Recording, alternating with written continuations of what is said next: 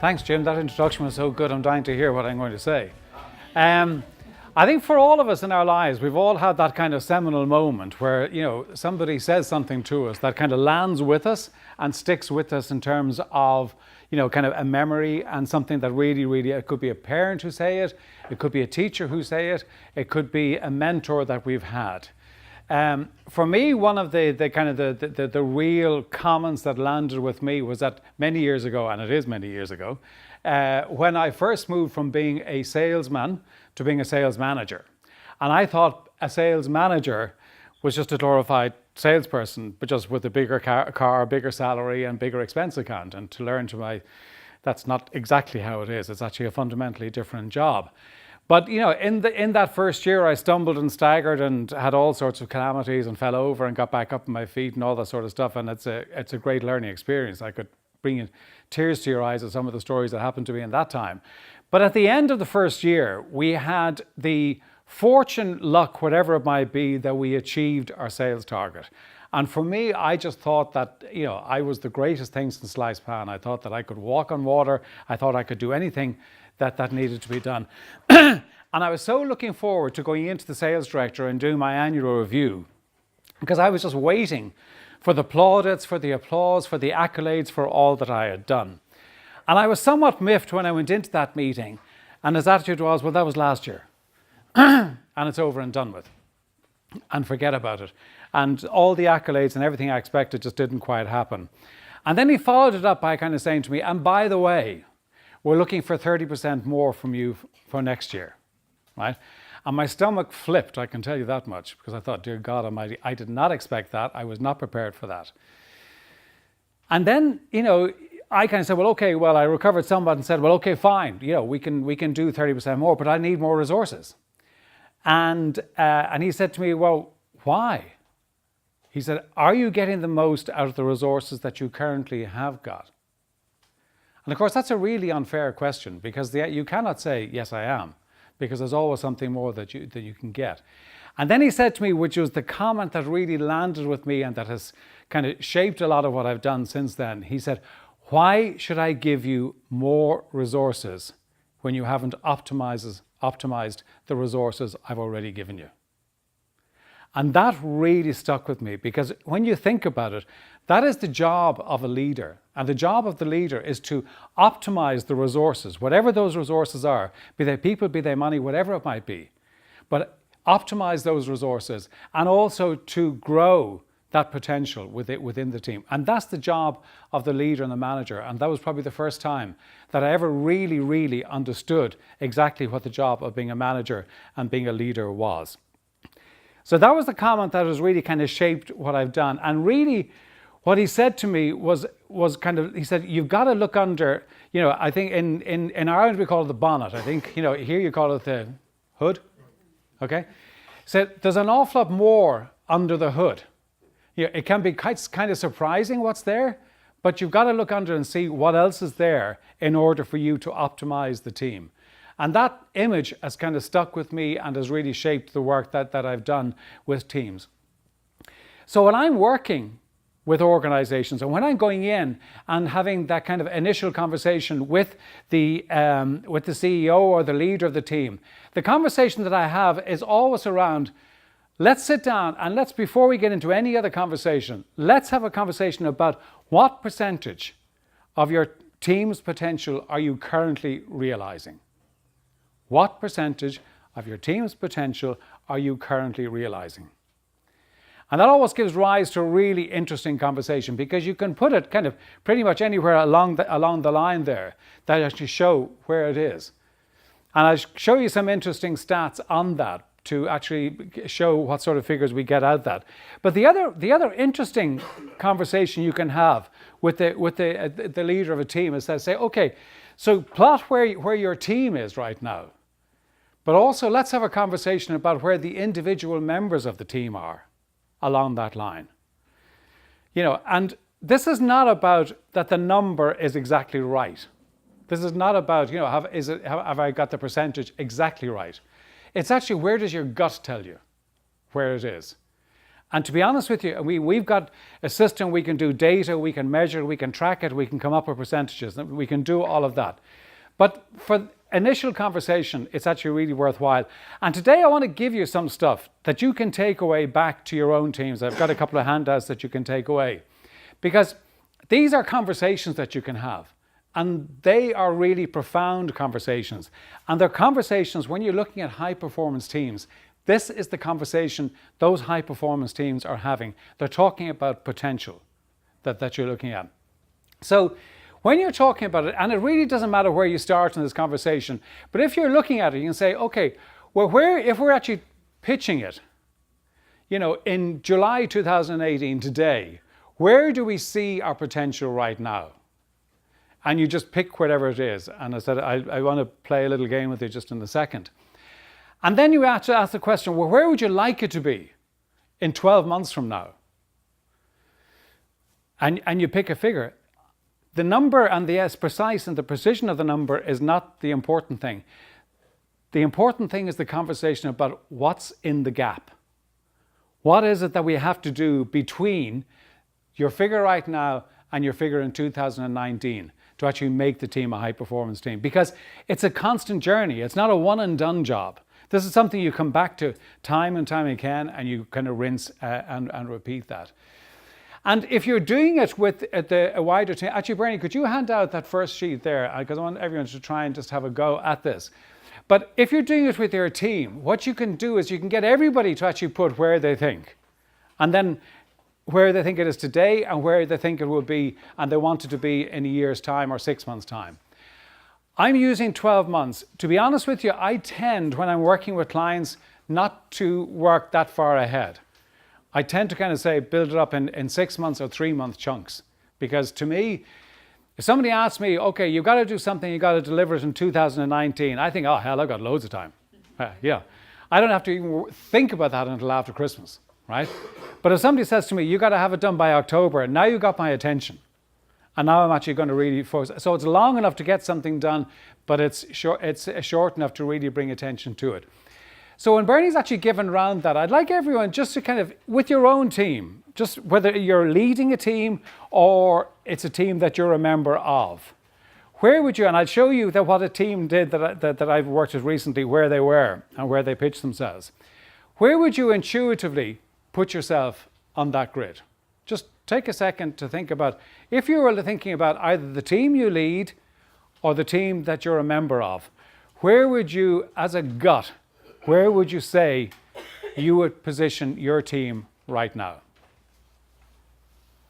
There's no right or wrong answer to this.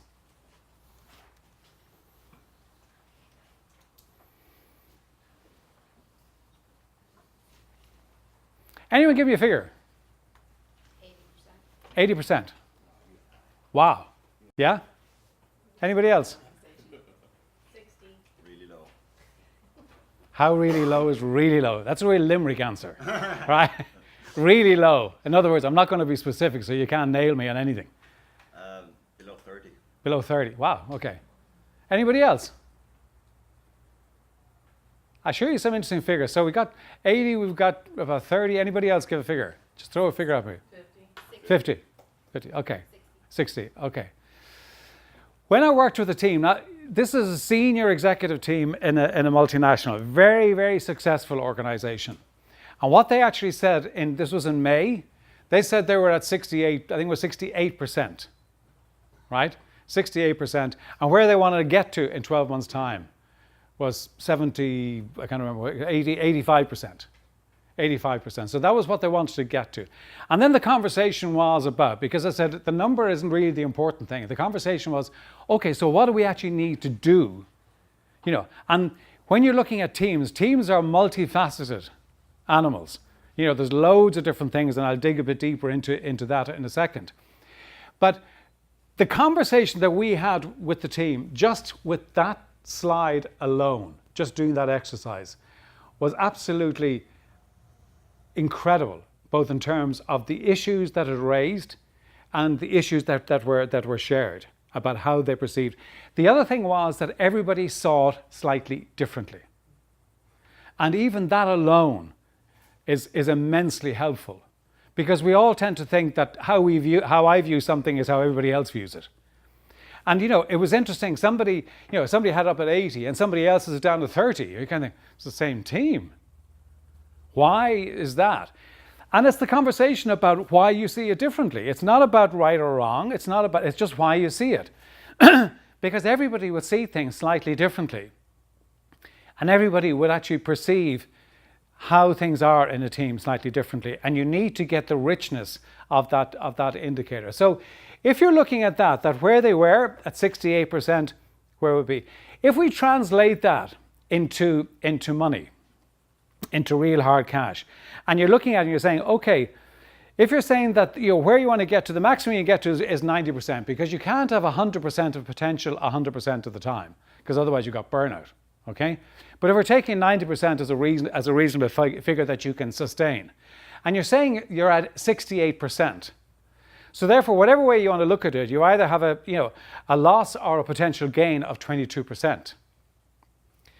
Now, I know when I was reading this week that, the GDP here in this state was making you the 17th richest country. Is that right? 17th richest country in the world. So maybe money doesn't matter to you guys. But to the rest of us in the rest of the world, it's pretty damn important. But if you look at that, and just to translate that into some numbers, if you're taking that a senior management team, say it's got 10 people, and I'm taking easy figures because I'm not great at mathematics. But if we take 10 people at a cost of 200,000 each, for senior executives, that's not a high figure, right? So that's 2 million. So if you don't take 22%, in my mathematics, that's $440,000, right? That's $440,000 that you're not utilizing right now to the benefit of the team. That's a huge opportunity. You can look at that as negatively or you can look at that as positively, and I tend to be a glass half full person. So I'm saying, hey, there's a lot more, under the hood of this that I can get from that team, and is understanding that. And if you were to hand that team of 10 executives, hey guys, here's 440,000 as a marketing budget, you can do whatever you like, they would take your arm off. But they already have it. They already have it. The point is that they're not using it. And that is the big thing to actually get people to understand that when we're actually talking about growth, what tends to happen an awful lot is that we have a lot of companies, we need more marketing, we need more products, we need more software, we need more technology, we need more of this, we need more of that. Some of that may be true, but the first question to answer is, are we actually using what we have got to the fullest and really challenging ourselves to do that? So when we're looking at that, when we're talking about the cutoff point, if you're saying you've got 90% of your potential 90% of the time, right? So you're somewhere in the region of 75% up. That's the peak performance area that you're trying to get to, right? And that's sustainable if you really work at it and you really work at this in the correct way. And that's what we should be looking at, and that's what we should be making sure that we're sustaining all of the time. I said, we can do the data analytics on this and all of that, but truthfully, you can have this conversation with your team if you went back today to the office and start talking about it. And it doesn't matter how big or how small your team is, you can have the same conversation. So that's really where we're trying to get to. We have done this program. We have done the program. I'm going to talk about it in a bit more detail. So it gives you some of the tools that you can work with. We have done this program with hundreds of teams in different industries right around the world. Right? So we've done this with lots of organizations of all shapes and sizes, from some of the companies that Jim mentioned, the Pfizers, the Airbuses, the Vodafones, to family-owned businesses in regions. So it doesn't really matter. And I'll tell you, interestingly, what comes out, and we've tracked it, the average of the starting point is 61%. Right? That's the average starting point is 61%. So there's always an awful lot more that we can get, and there's an awful lot more that we can achieve with that team, with those current resources, and we can really optimize this. Yeah. Just a quick question. You mentioned about measuring potential. Yeah. I mean, that's a given in your case. What is their potential, and where do you think you are? But how do you measure that potential? And is it driven down to the individual level, or is it a standard nationwide, worldwide? How do you know what that person's particular potential is? What we're doing is that we're actually getting the information from the individuals of kind of where they see. See, we know kind of the benchmark in terms of what potential is available. If we're actually looking at it, we're saying we could be up at 75% plus in terms of potential, right? So that's where we could be. So then we're actually getting the data to understand where our starting point is. So we will always know the gap between the two, right? And one of the things that we do is that we track before and after. So we take a starting point and we take a finishing point. And our stats would demonstrate that by going through the process that we go through, that teams on average, and I appreciate it's an average and I appreciate it's a wide range, but the figures are what they are, right? The average improvement in terms of performance, and depending on how you measure that, is between 7 and 25% in the 6 months afterwards, right? And we're big on data, and I'll talk a bit more about data later on, because I think very often I go into organizations and they would say to me, oh, you know, our issue is about time management, right? And it isn't, right?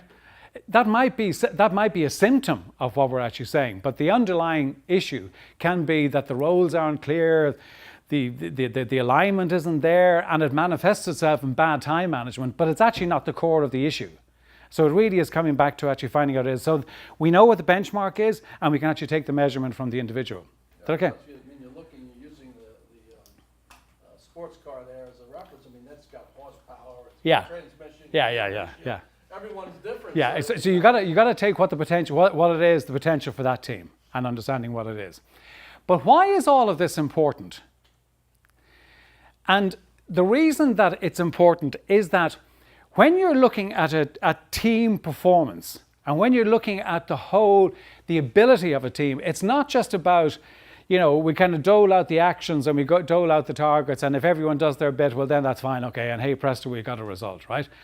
There's so much around the psychology of it, there's so much around the mindset of it, and all of the words that are up there, they're not just thrown up there at random. They are 20 very specific issues that if you have got a team that is performing below their potential, these are the things that get impacted. Purpose. You know, purpose is diminished. And if you look at the people joining organizations today, and particularly, you know, when I started my career, you kind of were joining for a long time, right? And but in actual fact, today that's not the case. But people want to buy into what they want to have buy into a purpose. They want to have something that they're following. They want to have something that they're buying into that is just larger than the paycheck, right? And all of the research that is done about the millennials going into the workforce, one of the things is actually what is the purpose, what is the why, what am I connecting to? But you have also things like grit, you know, the ability to kind of stick with it.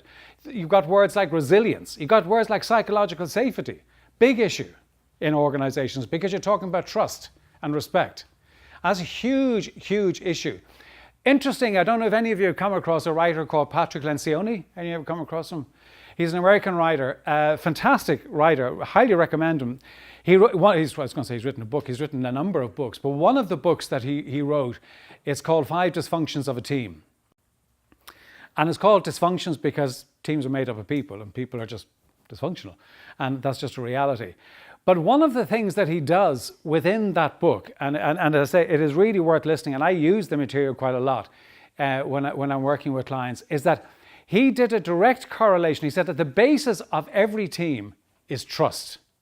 Every single team, that is the foundation on which you build. And he said it's not just a nice to have, it's an imperative to have. And he works on all the research he's done. He has a direct correlation between levels of trust and the performance and the output of a team. So it's not a nice to have. It's a must-have if you want to have a high-performance team. So trust is hugely, the ability to bounce back, growth mindset, all of that. So these things are hugely important when it comes to a team. So it's not just about, let me be really clear about, you know, what we're doing and the work that we're doing and the actions we've got and the targets that we've got. You've actually got to get into the psychology and behavior. And to be honest with you, in my work with teams, and I've been doing this for a long, long time, people always say, well, we need to be really clear about the actions we're going to take and the tasks we're undertaking and the projects we're undertaking. And my attitude is always, that's fine. But actually, that's the easy bit. That's the easy bit because we can identify those pretty straightforward. The hard bit is getting the behavior right of how we work together.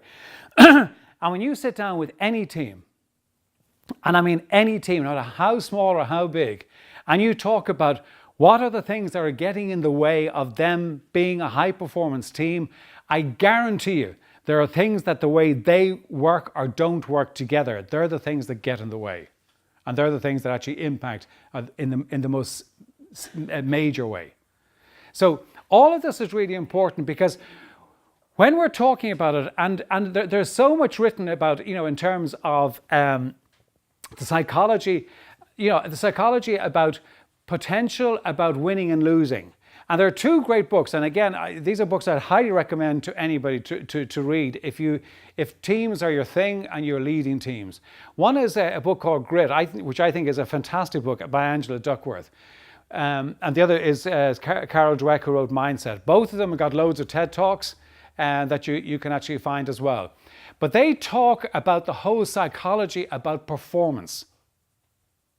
And that's so hugely important, to understand the psychology about performance and to understand that it's actually about the mindset, because how I think determines my actions, which determines my results. And very often we just keep on looping around, okay, well, I'm not getting the right results, I'll just loop back in and I'll actually talk about taking different actions. But in actual fact, I've got to go one step further back and say, well, what's the mindset I have? Because that's actually the determinator of the actions that I take. So I would highly recommend either of those books to read if teams are your thing.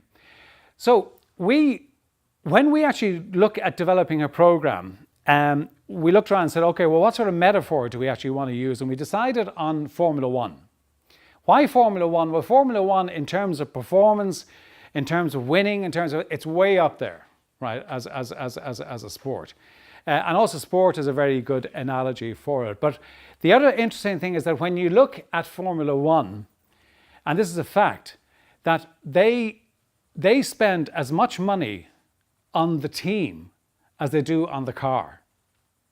Yeah, and we know how much money they spend on the car. But they spend as much money on the team and developing the team that supports it as they do on the car. So when we're looking at it on that way and using that metaphor, we also use the metaphor of a pit stop in there when we actually get a team together. And the rationale for that is that, it still is one of the great, fascinations that I have, that how they actually do that pit stop in whatever is 2.2 seconds or whatever. They have 20 people working on the car doing different things, and they can do that. It is phenomenal. And I don't know how many times I've looked at it, but every single time I look at it, I think, I just don't understand how they can do that.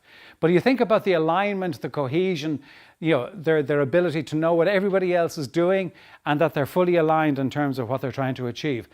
But the other reason that we use the pit stop analogy is that the pit stop happens when the race is still going on.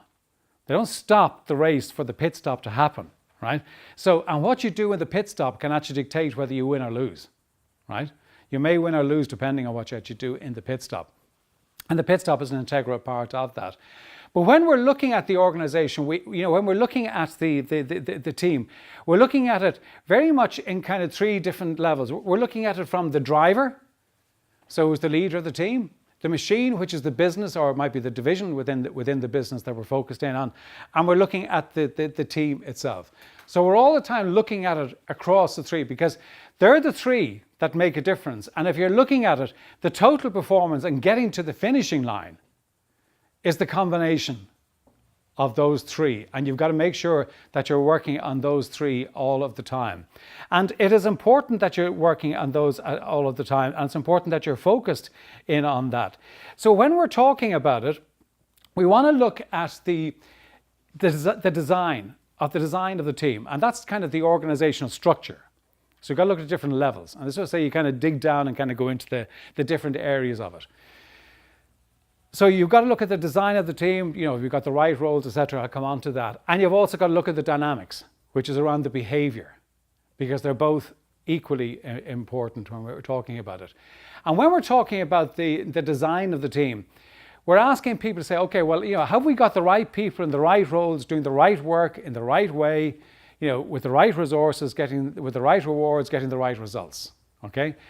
And we kind of dig down at this, and we've got about 200 elements of which we measure and we can track. But you can do this with your team in terms of actually getting them to understand and breaking it out, because that actually is the design of the team, right? And the bottom part then is about the dynamics of the team, in terms of have we got a right sense of urgency? Have we got the right level of tension and pressure? Because we need a certain amount of tension and pressure to be effective. Have we got the right excitement and adrenaline? Have we got the right, speed and pace of doing things? Have we got the right trust and respect? Again, we're back to trust and respect. Have we got over here focus on winning? And does winning mean the same thing to everybody in the team? Because if it doesn't mean the same thing to everybody on the team, we've got misalignment. And that's actually going to cause us a huge problem. So when we're working with teams, what we do, and Bernie, could you hand out the other sheet there? What we actually do is that we give the teams a range of stickers, right? And we get everybody in the room to, and I know we've done the data beforehand, but we also do this exercise within it. And you can take this and you can do this with your own teams. But we give everybody stickers. They've got green stickers, they've got amber stickers, and they've got red stickers. Very simple, right? So green is, we're in pretty good shape in that particular area. So we're in pretty good shape. Maybe there might be some low-hanging fruit, but by and large, we're in pretty good shape. Amber is, could do with a bit of a fine-tune, could do with a little bit of work on it. And red is, we really need to do something about this pretty urgently, right? So we get everybody to actually mark on those. You're not getting stickers to play with, but if you're looking at that and you're looking at your own team, where would you put the red, amber, and green on the design, and where would you put it on the structure? The design of the team, design of the team and the culture of the team. If you're looking at that, I'm not going to ask questions, I'm not going to ask you to do that, but just take it away with you and actually sit down with your team and say, okay, if we're looking at the team right now, and we're looking at what we're trying to achieve as a team, where would we say, are our red stickers? Where are green, yellow stickers, and where are the green ones? And it really does give you a feel for what it is you're actually trying to achieve. The interesting thing about it is that we tend to be very, very comfortable at talking about the structure and the design, because that's kind of a left brain. We like it. We can get our arms around it. It's kind of what we were brought up with. It's probably what we were taught. So it's kind of easy for us to get our heads around that. But we don't like talking about the dynamic side of it, because that's a bit more, it's touchy-feely. Is it a bit tree-huggy? Is it a bit, whatever it might be. And we tend not to kind of go into that, because it's harder to get your hands around it, and it's harder to really get. But if we don't do it, and it isn't my word for it, McKinsey have done a huge amount of work. Not only McKinsey, but McKinsey have done a huge amount of work on that.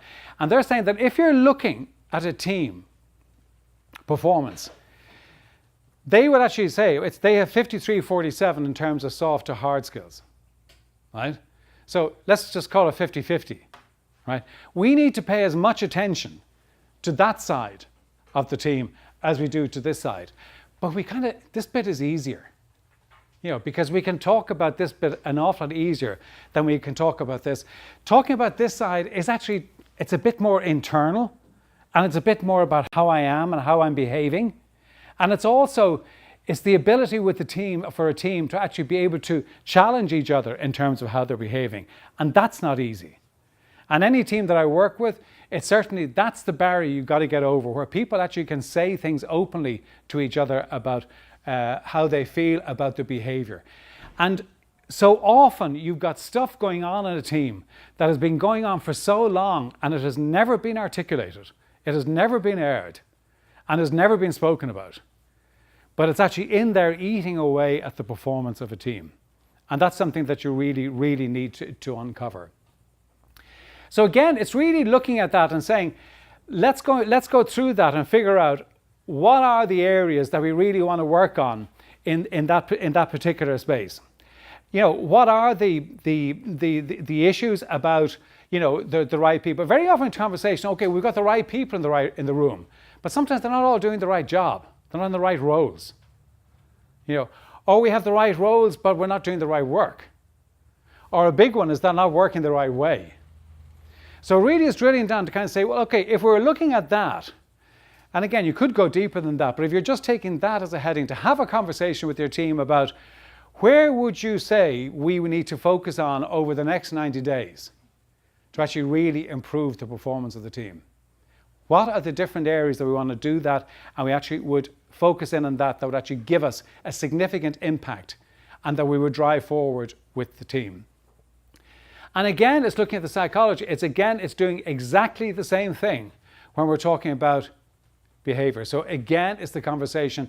And the conversation is, well, why did you pick that particular one? If somebody says it's trust and respect, well, okay, well, why are you talking about the fact that you think that trust and respect is the most urgent one for us to have a look at? Really good question. And it actually opens it out.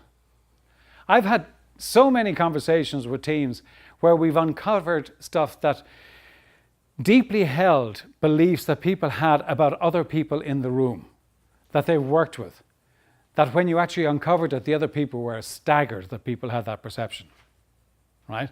But that was the real blockage to actually being open and to having open conversations. One of the things that I find a lot in teams is this whole thing about accountability. And it is the ability of a team to hold each other accountable for delivery. And the teams that do that well tend to be very healthy teams. But what you actually find is that in most teams, or many teams, I shouldn't say most teams, that's unfair. In many teams, what you have is kind of the unspoken agreement where I won't hold you accountable and you won't hold me accountable, right? Now, we've never spoken about it. We've never had that conversation. But it's kind of grown over a period of time that that's how we behave. And if I say I'm going to have something by next Tuesday and Tuesday comes and goes, no one kind of says, hey, Murph, you said you're going to have it by Tuesday. Yeah, well, I thought I was going to be a bit busy. Well, you're meant to be busy, but you said you were going to have it on Tuesday. Why? The teams that don't have that level of accountability or the ability to have that conversation, drift happens. And when drift starts to happen, performance drifts with it. So it's really, really important to actually make sure that when you're actually talking about teams, it's the ability to be open and have those conversations. And sometimes they're uncomfortable. And uncomfortable conversations are okay in a team because you need to have them in order to actually build the tension so that you actually can execute, because it's all about execution. So once you've actually gone through that exercise, say you've gone through that exercise with your team this week, right? Then the next stage is pretty straightforward. Okay, so you've picked what we would call a number of winning moves. Okay, we've decided, okay, here are a number of things that we're going to do over the next 90 days that is going to make a difference and to really up the performance of the team. And we will include in that, and we will put some metrics in that, say what we expected to improve it by. Okay, so we say, okay, what we do, very simple, if you're saying, what's the current situation? Step one is describe the situation as it is right now. Maybe it is we don't hold each other accountable. Maybe it is, all our projects are always late. Maybe it is that we don't communicate very well. Maybe it is that we don't have clarity around the roles. And clarity around roles is actually a big one, right? Because people think that everybody are clear about what everybody else is doing. I can tell you they're not, always. And I wouldn't make it an assumption that they do. But whatever the situation is, sorry, jumping ahead, I'm clicking this as I'm talking. So whatever it is that we do, describe it as is, and then describe what you want it to be. So be really specific about what it is you want it to be in the future, in the 90 days. So you've got the current as is, the current to be in 90 days. Then the next stage is say, okay, what are we going to do as a team in order to change that? So there's no point in saying that it's got to be, well, it'd be great if the other departments all did something, but we're okay, right? What are we actually going to do? And if it's part of an organization, maybe there are some things that you're looking to the organization to do, and perhaps you might capture that. But it's more important to actually talk about what we are going to do as ourselves, and not to kind of have that the company has got to do kind of 8 things and we're going to do 1, right? So be really challenging to yourselves in terms of what it is that you're going to do. Once you actually do that, then that gives you clarity, but you've got to figure out what's the finishing line. And this is a really, really interesting exercise to do with your team, is to get them. And we do it with they're just plain white cards and black cards that you can do either way. The white card is for the company, the black card is for the individual. Because when you're looking at a team and the winning line, firstly is actually being clear, what does the winning line look like? What does success for this team look like? And have the conversation, because people will have different perspectives. And unless you've got the conversation and you have a good, really detailed conversation, you're not going to know what the finishing line is. I mean, in Formula One or in a race, it's very evident, right? It's the ticker tape, whatever it might be, but it's terribly evident. People say, well, if we hit our sales targets, but it's not just about that. It's more than that. There's more to it than that. But the other thing is that within a team, and this again comes back to the combination of the individual and the business, is that there's got to be a finishing line for the business, but there's also got to be a finishing line for me personally. And when I've done this with teams, and I've got them to kind of put it out on the floor the whole way out, and get them to do it, and it's absolutely fascinating to see, and it's very enlightening for everybody else to see it. Because we can put down what does winning mean to the team, and everyone fills out what they see as being winning means for the team, and then they fill out what does winning mean for me as an individual. All right, we know what the finishing line, but you actually just get them to break it out that way. And I've seen stuff down on the personal side that has been, fascinating to see. I've seen things like, being able to pick my kids up from school. I've seen things like, sending my kids to private education. It could be buying a new car. It could be bringing the kids to Orlando, to Disney World, whatever it might be, right? And the wonderful thing about it is that people then, when you've got that level of openness and trust, people will articulate those sorts of things. So now you've got something that is really powerful. I've one particular client, and we did the finishing line for his team. And he takes it out at every single meeting that they have, every monthly meeting they have. And he takes out the finishing line. It's actually quite long. It's probably about from here to the table. And he takes out and says, okay, where are we? Where are we against this? Where are you personally? And where are we as a team against this? And he does it so well. It's immensely powerful. But it connects people. And also people begin to understand what's important to other people in the team. Because we all tend to think that, we're clear about what's really important, but am I clear about what's really important to everybody else in the team? Now you begin to understand the drivers for other people. So while it's a terribly simple exercise, and it is a terribly simple exercise, it's immensely powerful when you do it and you give it time, and don't rush it. I would say to you, don't rush it what you're doing with the team. Really spend the time. And just get them playing cards. It doesn't have to be complicated. Just get plain black and white cards and sellotape them together. And you have something. But it's something that is so powerful for you to have as a team, because it's a reminder of what's important to them personally, and it's also a reminder what's important professionally. But you've got to have clarity around what is the finishing line for everybody. And if you do it, and the more often you do it, the better you get at it. And these aren't one and done things, because it's always coming back and doing them again. So really do create that finishing line or the winning line. And you can create the finishing line for that quarter. You can create the finishing line for that half year. You can do it for the year, whatever it might be. I do work, and it's personal choice, and I'm not saying it's right, but I do work in 90-day chunks in my own business. And I really try and get my clients to focus on that 90-day chunk as well, right? When I started working, I'll show you how long ago it was, we were doing 10-year plans. Yeah, how stupid was that? Right?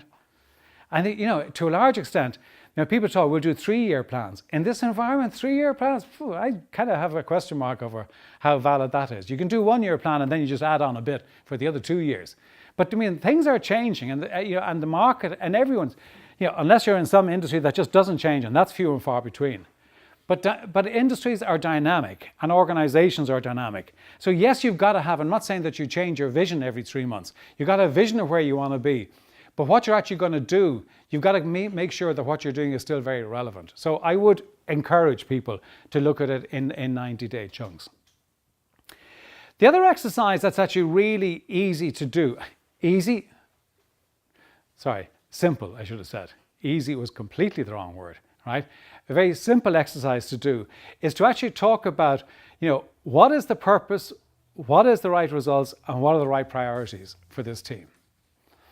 Again, a team, and I've been working with this team for a while, and we had a conversation recently about, okay, I don't know how, it just came up in some discussion we were having. I said, okay, for this team, what are the top 3 priorities? Now, these are high-performing, successful team and successful organization. What are the top 3 priorities for this team at this moment in time? That took 4 hours to have that conversation. You kind of, how could it take 4 hours? The difference in terms of where they were. The other interesting thing, which is a piece of useless information for you, is that it wasn't until, I think, about the 1940s that the plural of priority existed as a word. Because if you think about it, priority is 1. How can you have a plural of 1? But we're kind of not comfortable with 1. That's a bit tough to ask us just to say 1. So we've got priorities. So we've got, and of course, you hear it, and you know, we all hear it in organizations, people say, I've loads of priorities, which actually mean you've got none, right? Because everything is important, depends on which way the wind is blowing. It'll be really important. But actually, when you boil down to it, you really need to be clear about the purpose. What is the purpose of this organization? And I'm not trying to get into kind of a very kind of esoteric or, you know, wordsmithing or anything like that, but really understand what the purpose is. I know every business has got to make a profit, right? Okay, if you're a non-profit, but you've still got to generate revenue, right? Because you can't just exist on fresh air and goodwill. But, you know, what is the purpose of the organization? What is the purpose of the organization? And we all want to, I mean, the human nature is, we all want to walk behind some banner. That is just something that is built into our DNA. We all want to belong to something that is higher than just, you know, cash. So what is the purpose of the organization? What are the results? And again, it's a bit like tying back into the finishing line. What are the results that we're trying to achieve? And making sure everybody is in agreement and is clear about precisely what the results are that we're looking to achieve. And therefore, what are our priorities? And you do this at the most senior level in the organization, and then you actually make sure that you cascade it down right through the rest of the organization. But that is such a powerful exercise to do, and it's such a powerful, and it's very simple, but it's actually quite challenging to do that. Because if you don't have, you know, alignment on those 3 things, then it's the equivalent in Formula 1 that the nose cone is going one direction and the 4 wheels are going in another direction. And that is not going to have a good result, right? So it really is important. And again, it comes back to what we're talking about in the design. Are we doing the right work in the right way? If we don't have alignment on purpose, results, and priorities, then we're not going to be working in the right way. And don't assume that you do it once and it's done. I did some work with a client a while back, and he said to me, which is a lovely opening line, he said, we worked with another consultant, thank you very much, we worked with another consultant and we spent a fortune, thank you very much again, with this consultant doing the vision and values and mission statement. So he said, we've done all that bit, so don't want you to go near that. We want to work with you on the implementation piece. I said, okay, fine. Sent me the stuff, read it, seemed good, no issue with that whatsoever. So we got in the first morning that I'm working with the team. And by kind of the first coffee break, and we're going to be working for 2 days, as the first kind of first 2-day session with the team, I kind of got the feeling that I'm not quite sure they're all exactly on the same hymn sheet here in regard to kind of vision and all of that sort of stuff. So I thought, well, okay, well, how am I going to play this? So I didn't want to say anything, so I waited until they came back from coffee. And I said, okay, I said, you know, what we're going to do now, and I gave each of them kind of a large post-it, right? And I said, I want you to write down what are the key points of your vision, mission, and strategy on the post-it, right? And you've never seen so many individuals go, oh, Jesus, right? With this kind of, what? Yeah. And there really was a huge kind of, I didn't know what to write. Eventually people started to write stuff, and then we put it up on the wall to have a look at it. And I can tell you it was frightening how different they were. Now, there was that's not a criticism of the work that was done. The issue was that they had done that exercise almost as an academic exercise. It was an intellectual exercise. It wasn't connected to what they're doing day in, day out. So therefore, it was done, it was parked, and we move on to the day-to-day business, right? So, and that's why it's really important that making sure that we're connecting these on a day-to-day. And I am slightly cynical. I'm also careful when I say this at times, but I'm also slightly cynical when I walk into an organization and they've got the mission statement in reception, right? Because what I've also often found, if I go in and I say to somebody, oh, what is that? What is what? That on the wall. What does it mean? Oh, that's just, I don't know, yeah. Nothing, right? There's no connection to it. But, you know, we need to have it up there. The organizations that are really good about this talk about it all the time, because this is the context for everything that we're doing. And we've got to remember that. If we lose sight of this, then we start kind of veering off and doing different things and doing things that we shouldn't be doing. So having done, sorry, I'm just conscious of time, having done all of that, the work that you've done, one of the things that we've all found, and I don't know whether you've experienced this, but I certainly experienced it in my career, is that I went on a course or a program and I thought, oh, this will just change the world for me, right?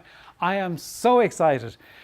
And I come out from it and I'm full of joy and I'm full of, you know, passion and guts and fire and everything, and I put it in the trunk of the car, and 3 months later I open the trunk of the car and I go, oh, what was that again? And I've done nothing with it. Or the other one is that your boss goes on a time management or a meeting management course and comes back and he's going to change everything, and everyone's attitude is, humour him or her, you know, she'll get over it and it will go back to the way we normally do. The challenge is always, how do you make this stick once you've actually come out of the meeting, the seminar, the workshop, whatever it might be? And I don't think there's any great rocket science to it. Again, it's about doing simple things and doing them consistently. And one of the things that I would always say to anybody, and this is no, I mean, I've borrowed and stolen this from different people down through the years, but I would, and I certainly did it when I became CEO of a life assurance company. And by the way, the actuaries in the company were not impressed I was the CEO, right? They thought somebody from sales and marketing can become the CEO of a life assurance company. Cannot happen. So it was heretical. But anyway, but one of the things that I found is that I needed to make sure that I had some process of where I was, you know, keeping everything moving forward. And again, this was said, it's not my design, but I kind of created these kind of 20-minute meetings. And what I broke it down and made it very clear to everybody, the first 5 minutes is about the person I'm having the meeting with, it's what did they complete last week. Now, the word is very carefully chosen. I didn't say what did they do last week. I don't want to say that we had a meeting, we had a discussion, we set up a committee, we set up a project plan, we did that. I don't want to know about what did you complete last week, because all of this is about execution. Organizations are riddled with meetings, right? In my opinion, 90% of which are useless, right? And are a waste of time, because people just talk about things that they're going to do, but they don't actually do them. Or they talk about things that they didn't do and why they didn't do them, right? Not interested in that. So the first 5 minutes is to get the person reporting to say, what did they complete last week? And you zip it, right? The second 5 minutes is what they will complete the following week. Again, it's what they complete. What are they going to execute? What are they going to finish? What's going to be the output? Too much talk and too much time, in my experience, is spent in organizations talking about the process of doing things rather than the completion of things. And we've got to make sure that we begin to, and that becomes the culture. So we got to, and this was part of, because certainly I found in the company that I became CEO of, there was a lot around process, right? And I found that frustrating. So I think that you've got to get in about what gets completed, what gets done, what gets executed, what's the output, right? The following 5 minutes, I would say, I mean, I'm not rigid about the 5 minutes, but I would certainly not have a meeting longer than 20 minutes, right? The following 5 minutes is for you to ask questions about either what was completed or what they're going to complete the following week. And the next 5 minutes is actually what might get in the way of blocking you, or what might stop you from actually achieving that. And have the conversation. Maybe you might need me to do something, maybe you need resource from somebody else, maybe you need support, but let's understand. So instead of actually having when they come in the following week, say, oh, well, this such and such a thing got in the way. Well, why didn't we talk about that last week? If you knew that last week, why didn't we have that conversation then? And then you actually do get the blockage out of the way. And at the last, once a month, I would add on 5 minutes about the personal development. Now, I'm not saying that that's the only time you talk about the personal development, because you've got a performance management system that actually caters with that. But I would just keep it, don't get me started on performance management systems, because I have a view on that would not be universally shared. But because I think that they tend to happen once a year and they're a complete waste of time, right? And all they are acrimonious and don't actually do anything for anybody involved in the process. But I'm saying that at least once a month, you're going to keep on what is the personal development plan for that individual. Keeping it on the agenda, how are you getting on with it? It doesn't have to be a long conversation. You have other places where you're actually going to do that. And really, once you're actually doing that, that helps you to keep everything going and to make sure that you're delivering and you're progressing everything that you have done. I've walked you through quite a lot. Just before I kind of get to the last piece, just don't throw it out and say, any questions on what we're talking about? Anything that people feel, oh, I couldn't do that, or I don't think that would work, or can you explain that again? Or is there any questions anybody has on that? I've either confused you or I've done a really good job, one or the other. If Jim. I might, you have often, as we've talked, shared where everybody looks at the boss and goes, what do you think, boss? That in the sequence of events where it's stymied because of the boss in the room. Care to comment on that? Yeah, I mean, it's one of the things that can be a massive bottleneck. And it's one of the things that I am very clear on. If I'm going into a process with a team, with an organization, I'm very clear up front with whether it's a CEO, a team leader, whatever the title is, that I will treat them in the process exactly the same as I would treat anybody else. So if I think they're waffling, or if I think that they're whatever it might be, I will call it. I did have one organization a number of years ago, and sometimes when you get a deal and you kind of think, I got that deal too easy, and there's something in your stomach that tells you, it was just kind of too easily got. And I've been referred to this particular individual, and we're talking about a year-long program, so it wasn't kind of for $10. So it was a year-long program, and he kind of said yes a bit too quickly, and I'd have niggle about it, right? But I didn't listen to my own gut, right? But one of the big issues that he had with the team, he said, and it's a successful organization, he said, one of the things that I really upsets me about the team is that I don't hear anybody, kind of with a lot of initiative and coming up with new ideas and new ways of doing things, right? So if he says that, fine, okay, I haven't met the team, so that's great. So we got into the first morning of the workshop, and we're literally, I genuinely mean this, we're about 20 minutes in, and one of the team members, I can't even remember what it was, right? We were talking about something, and one of the team members kind of said, well, I think we should, and went on to say what it is. Straight out, he said, that's a really stupid idea. I thought, okay, now I know exactly where the problem lies, right? So I didn't want to tackle it then. And at the coffee break, I said to him, I went over, called him to one side, and I said, remember you said to me that you had an issue with that people don't come up with new ideas? I said, actually, the reason they don't is you, right? And I said, and I'm telling you, I said, I didn't tackle you in front of everybody, during this morning session. But do that once more today, and I will tackle you hard. I'll separate your head from your shoulders during the session, and I will have a go at you if you do it once more. Because I said, if we don't, I said, we may as well close up and walk away, because we achieve nothing, right? He was not happy. He wasn't happy, and his attitude was, I don't like being spoken to that way and all that. I said, listen, I don't care. I'm here to do a job, and as far as I'm concerned, this is the job that I've got to do. He did do it later in the day, and I did tackle him, and he was absolutely livid over it, right? And I really had to go at him over it in front of everybody. And there was probably about the same number as here, the team. So he was really, really annoyed with me. I had a meeting with him the following week, and I said to him, when we finished the session, I said to him, listen, I want to see you next week. And I said, I want you to reflect on this. I said, if you are not prepared to change, let's forget about it right now and let's not progress. Because if you're not prepared to change, we're going to change nothing, right? Long story about that, he actually, 3 months later, he was fired from the organization. And it was then that I realized that when I had the initial conversation, somebody had said to him somewhere along the line, you have a problem with your team and you're not getting them to perform. And he thought, I better do something about it. And I ended up being, so he was ticking a box. That's all he was doing. So you got to make sure that there's a real intent to change and there's a real desire to change. Because if there isn't a real desire to change, then, you're papering over cracks and you're not going to do anything. Does that answer your question? Yeah, thanks. Okay. Anything else? Any other questions? Any other thoughts? Anything that anybody wants to clarify? Yeah. The one thing that you brought up is priorities. Yeah. It's plural.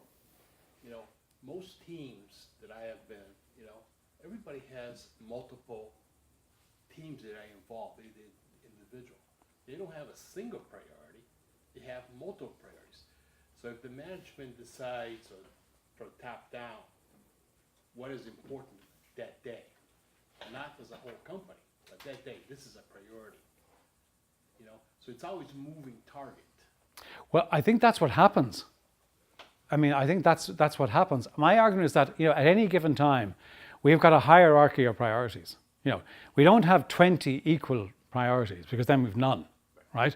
So we've got to force them. And very often, I see senior management teams make the same mistake, is that they actually say, we've got a list this long of priorities, which is just saying, no, you don't have any priorities.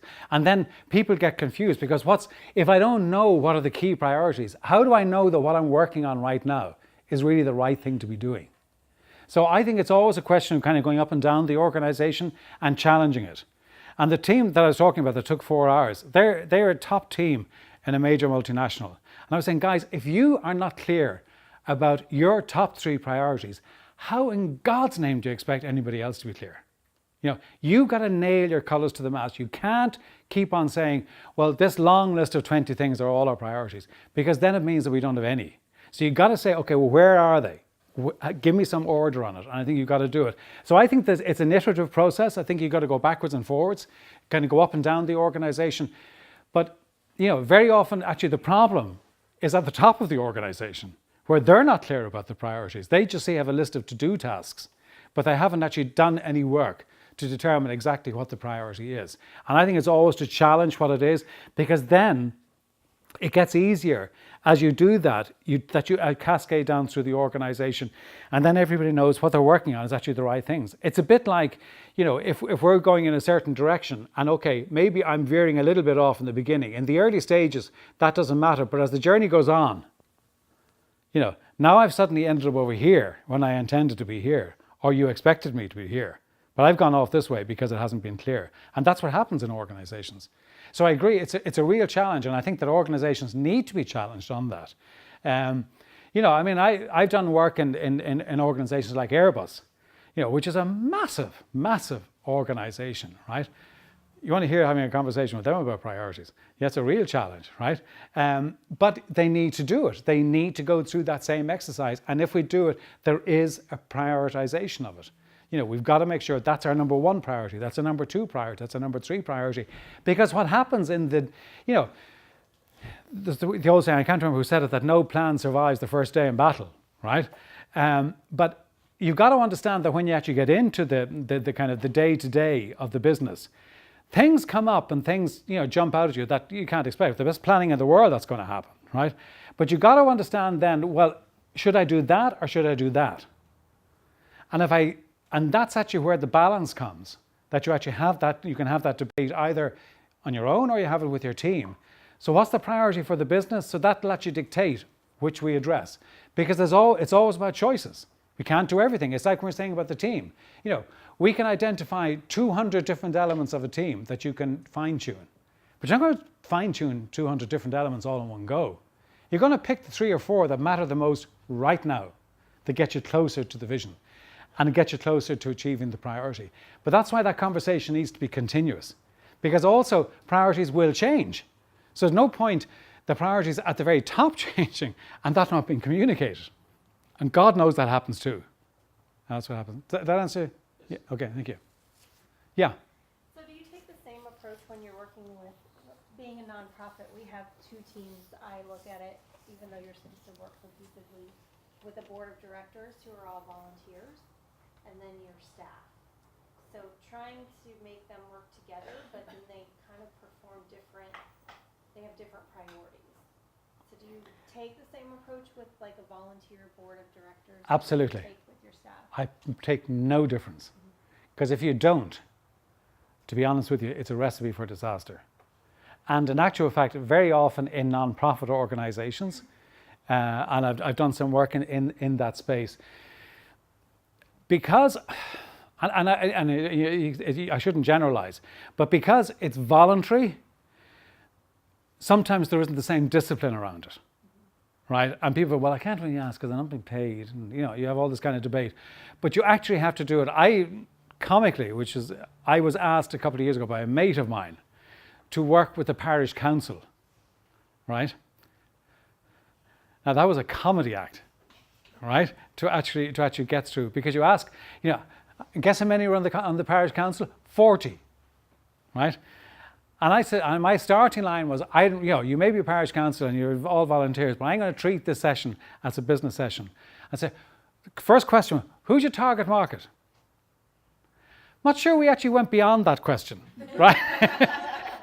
In terms of time we had allocated, right? It was kind of, well, it's everybody in the parish. Okay, so it's a Catholic parish. So does that include everybody in the parish? Oh, maybe it doesn't include everybody in the parish.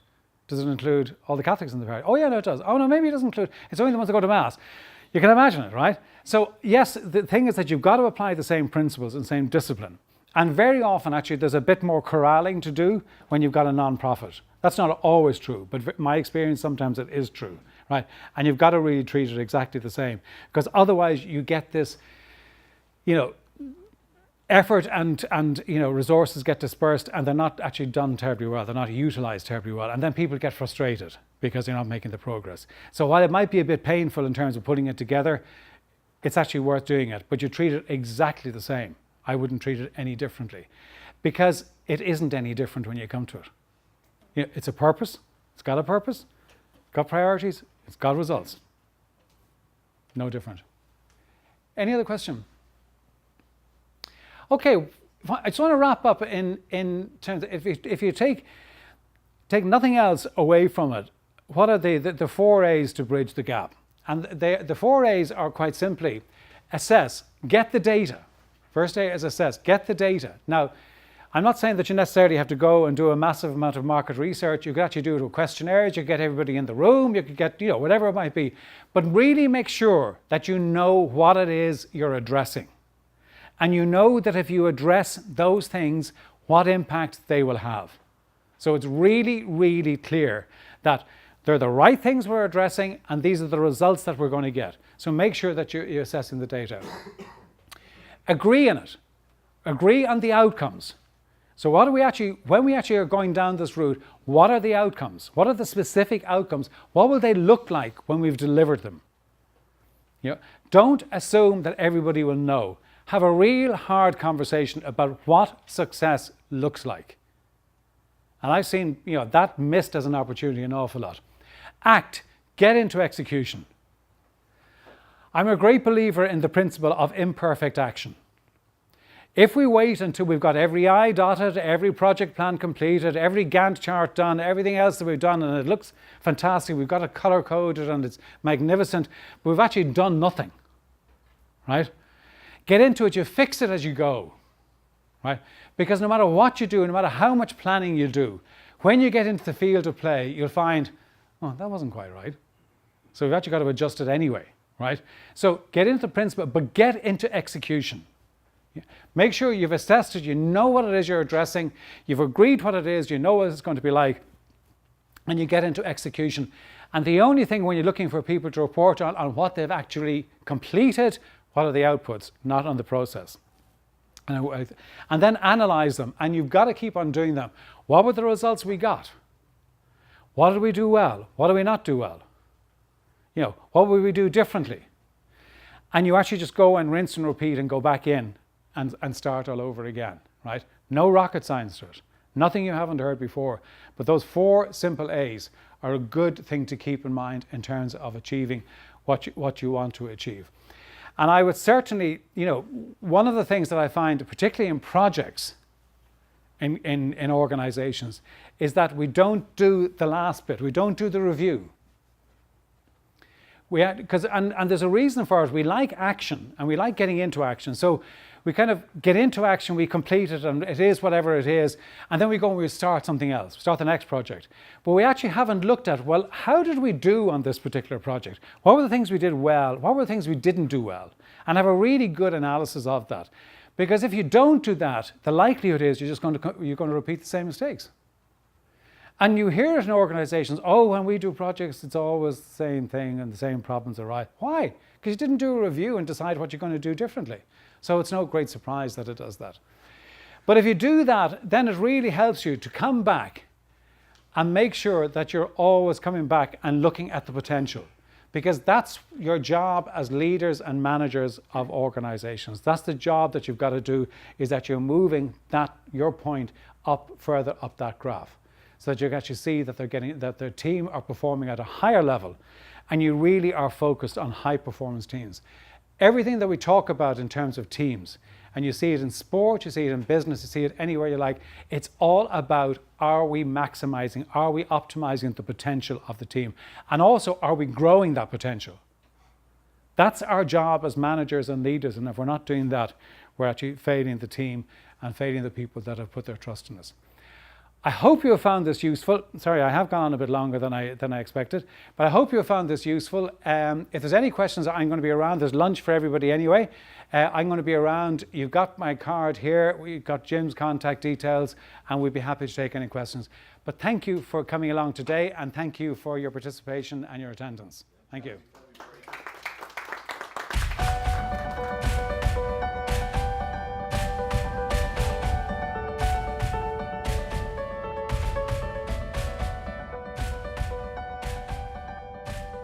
One key takeaway from John's presentation would be about understanding the team, what's the priorities as far as trust and respect. Does everybody want to win? For me, that spoke volumes, because I feel like maybe we're all on different paths. So, trying to get all in tune would make us more successful. I think he's a motivating speaker. I was captivated by his style, with the way he walked the room and captured everybody's attention. And I learned a lot from the seminar. He did a great job as far as describing priorities, putting things in order, what to look for in your team members, and then bringing that together corporately as a team and showing you how you can break that down. It's very simplified, very easy, very direct. There's accountability to it, talking and holding people accountable, which we don't like to do, but it's very informative and very simplistic. So I think that's a big takeaway, that you can just keep it simple, but be direct and make it work. Today's presentation was very informative, especially from a nonprofit perspective, because we focus every week on 3 priorities. We are always trying to say that we're focused on our mission, but we never talk about what our perspective is on that mission or what we feel our priorities are. We only speak from an overall perspective. So to go down to the individual level, I think is something that we haven't really considered before. And bringing that back to my teammates and my CEO, I think would be very beneficial for us moving forward.